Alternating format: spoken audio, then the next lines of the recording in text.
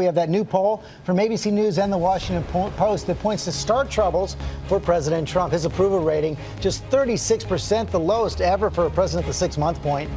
Digging beneath that finding, fewer than 1 in 4 Americans say the president's personal behavior is, quote, fitting and proper. 70% call it unpresidential. When asked to describe his tweeting habits, 68% of Americans call it inappropriate.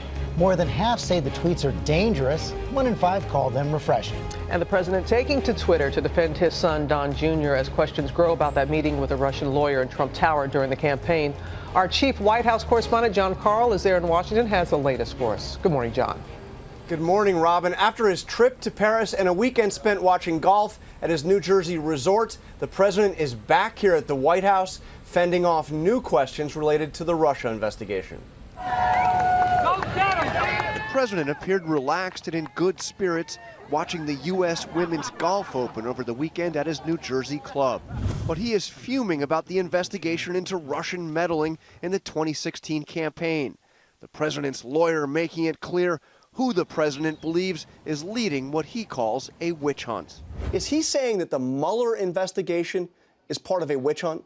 Yeah, look how it started, and as it relates, especially as it relates to the president. The president is now also lashing out at those raising questions about his eldest son, Don Jr., and the June 2016 meeting between members of Trump's inner circle and a Russian lawyer that was held at Trump Tower, tweeting, "My son Don is being scorned by the fake news media. Fake news is distorting democracy." But new details emerged even after Don Jr. himself released emails about the meeting. Do we now know everything about that meeting, who was there, and what follow-up there was? The meeting in and of itself, of course, as I've said before, is not a violation of the law. The president was not aware of the meeting and did not participate in it. We now know that not just one, but 2 well-connected Russians were in that meeting, arranged with a promise of providing damaging information about Hillary Clinton.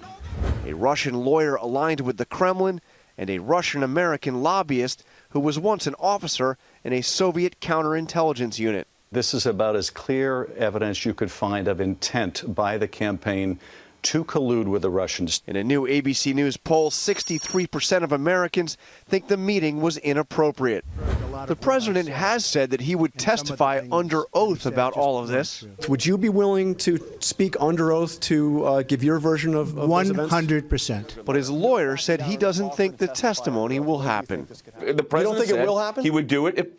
Yeah, at this point, we have no indication at all whatsoever of an investigation of the president with regard to any of this.